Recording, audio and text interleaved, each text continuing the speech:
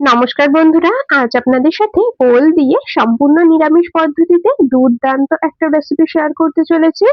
গরম ভাতের সাথে ওলের এই রেসিপি থাকলে আর কিচ্ছু লাগবে না, মনে হবে যেন এটা দিয়েই সমস্ত ভাত খেয়ে ফেলি। ওল দিয়ে তো অনেক রকম রেসিপি তৈরি করে খেয়েছে, তবে আশা করছি এই রেসিপিটা আপনাদের কাছে একেবারেই নতুনত্ব লাগবে। আর একবার যদি ওল দিয়ে এই নিরামিষ রেসিপি তৈরি করে খান, ওলের আর অন্য কোনো রেসিপি খেতে ভালো লাগবে না। তো যাই হোক বন্ধুরা, তাহলে চলুন আর বেশি দেরি না করে রেসিপিটা শুরু করা যাক। তো সবার প্রথমে এখানে আমি ২ ফালি ওল নিয়ে নিয়েছি। তার থেকে ১ ফালি ওল দেখুন সুন্দর করে কেটে নিয়েছি। যতটা পরিমাণে আপনারা রেসিপিটা তৈরি করবেন সেই অনুযায়ী ওলের পরিমাণ কম বেশি করে নিয়ে নেবেন। এখানে আমি ওই মোটামুটি ২ থেকে ২৫০ গ্রামের মতো ওল সুন্দর করে খোসা ছাড়িয়ে নিয়ে তারপরে ডুমো, ডুমো করে কেটে নিয়েছি।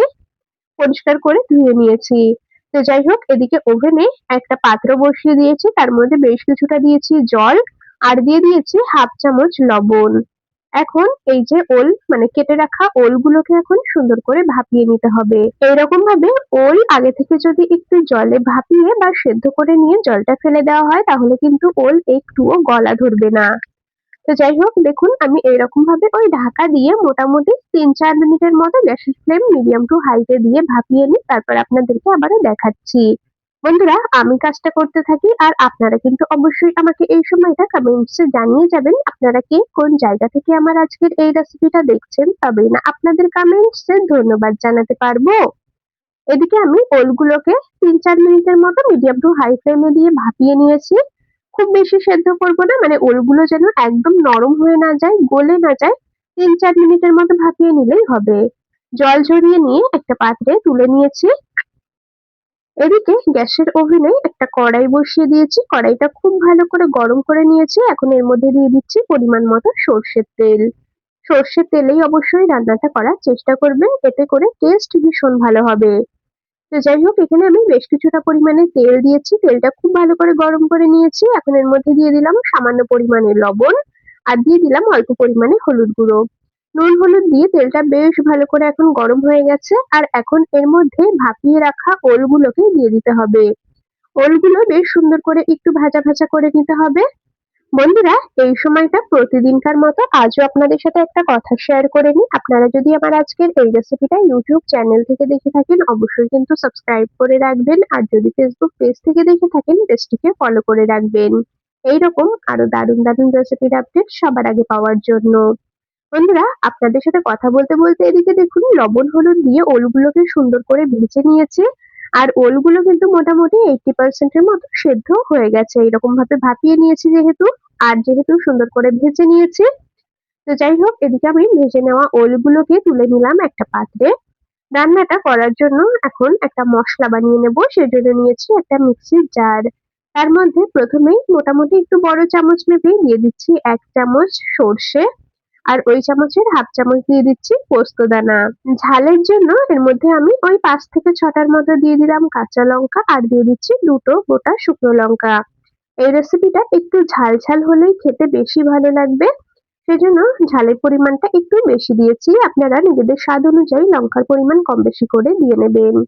এদিকে আমি মসলাটাকে প্রথমে শুকনো অবস্থায় একদম গুঁড়ো করে নিয়েছি, তারপরে অল্প জল দিয়ে বেটে নিয়েছি, এতে করে সর্ষে পোস্ত একদম মিহি করে বাটা হয়েছে। তো যাই হোক, এদিকে মশলাটা আমাদের একেবারে রেডি হয়ে গেছে। মশলার জারটা সাইডে সরিয়ে রাখলাম, আবারও ওভেনের কাছে চলে এসেছি। যে ওল ভাজা কড়াইটা ছিল আর যেটুকু তেল ছিল তাতেই বাকি রান্নাটা করে নিচ্ছি। তেলটা খুব ভালো করে গরম করে নিয়ে 1/2 চামচের মতো দিয়ে দিলাম গোটা কালো জিরে ফোড়নে। ফোড়নটা খুব ভালো করে ভেজে নিয়েছি। এখন এর মধ্যে বেটে রাখা মসলাটা দিয়ে দেব। বাটা মসলাটাকে দিয়ে দিলাম, খুব ভালো করে এখন একটু কষিয়ে নিতে হবে। সর্ষে বাটা দিয়ে আবার বেশি সময় ধরে কষাবার দরকার নেই, একদম হালকা করে মিনিট খানেক বা ২ মিনিটের মতো কষিয়ে নিলেই হবে। সর্ষে বাটা যদি বেশি সময় ধরে কষানো হয় তাহলে কিন্তু সর্ষে বাটাটা তেতো হয়ে যায়। তো যাই হোক, এদিকে আমি হালকা করে একটু নেড়ে নিয়ে মিক্সির জারটাকে ধুয়ে অল্প পরিমাণে দিয়ে দিলাম জল। এর থেকে কিন্তু আর বেশি কষাবো না, এখন এর মধ্যে ভেজে রাখা ওলগুলোকে দিয়ে দেব। রেসিপিটা দেখতেই পাচ্ছেন বন্ধুরা, একদম সিম্পল রেসিপি, খুব বেশি মশলাপাতি কিছুই ব্যবহার করা লাগে না আর খুব তাড়াতাড়ি তৈরি হয়ে যায়, তবে খেতে লাগে কিন্তু দুর্দান্ত সুস্বাদু। নিরামিষ দিনের জন্য একদম পারফেক্ট একটা রেসিপি। তো যাই হোক, এদিকে আমি ওল দিয়ে মসলার সাথে হালকা একটু কষিয়ে নিয়েছি আর তার মধ্যে দিয়ে দিলাম চায়ের কাপ মেপে 1 কাপ জল। খুব বেশি জল দেব না, ওলটা যেহেতু আগে থেকেই ভাপিয়ে নেওয়া হয়েছে আর খুব ভালো করে ভেজে নিয়েছি। তো ওলটা ভাপিয়ে নেওয়াতে ভেজে নেওয়াতে বেশ অনেকটাই সেদ্ধ হয়ে গেছে। সেই হিসাবেই এখানে জল দিলাম আর এখন দিয়ে দিলাম স্বাদ মতো লবণ, পরিমাণ মতো হলুদ গুঁড়ো। টেস্ট ব্যালেন্সের জন্য সামান্য পরিমাণে দিয়ে দিলাম চিনি, কয়েক দানার মতো চিনি দিয়েছি, তবে যারা পছন্দ করেন না স্কিপ করে যাবেন। তো সমস্ত কিছু দিয়ে খুব ভালো করে একটু নেড়েচেড়ে নিয়েছি। তবে এখনো ওলগুলো একটু সেদ্ধ হওয়া বাকি আছে, সেজন্য ঢাকা দিয়ে ঢেকে 5-6 মিনিটের মতো মিডিয়াম ফ্লেমে রান্না করে নেব। আর ঝোলটাও বেশ একটু গা মাখা তৈরি হবে, সেই হিসাবেই রান্নাটা করে নিতে হবে। তো এদিকে আমি ঢাকা দিয়ে 5-6 মিনিটের মতো গ্যাসের ফ্লেম মিডিয়ামে রেখে রান্না করে নিয়েছি। ঝোলটাও দেখুন বেশ একটু গা মাখা হয়ে গেছে আর এখন ওলগুলোও কিন্তু খুব সুন্দরভাবে সেদ্ধ হয়েছে। দেখতেই পাচ্ছেন কত সুন্দরভাবে সেদ্ধ হয়ে গেছে। তো এর থেকে আর বেশি সময় রান্না করব না। এখন কিন্তু গ্যাস অফ করে দেব আর এটাকে নামিয়ে নেব। তো নামানোর আগে আমি সামান্য পরিমাণে একটু কাঁচা সর্ষের তেল ছড়িয়ে দিলাম। যেহেতু সর্ষে পোস্ত বাটার রেসিপি, অল্প একটু কাঁচা সর্ষের তেল ওপর থেকে ছড়িয়ে দিলে খেতে ভীষণ ভালো লাগে।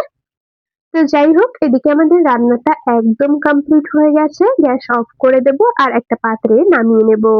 বন্ধুরা, গরম গরম ভাতের সাথে দুর্দান্ত লাগে এই সর্ষে পোস্ত দিয়ে ওলের নিরামিষ রেসিপিটা।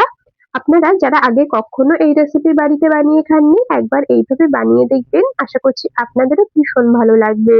রেসিপিটা আপনাদের কেমন লাগলো কমেন্টস করে কিন্তু অবশ্যই জানিয়ে যাবেন। যদি ভালো লেগে থাকে তবে ভিডিওটিতে একটি লাইক আর বন্ধুদের মধ্যে অনেক অনেক শেয়ার করে দেওয়ার অনুরোধ রইলো। তাহলে বন্ধুরা, আজ এখানেই শেষ করছি। আবার দেখা হবে পরবর্তী কোনো রেসিপির সাথে। ততক্ষণ সকলে ভালো থাকবেন, সুস্থ থাকবেন।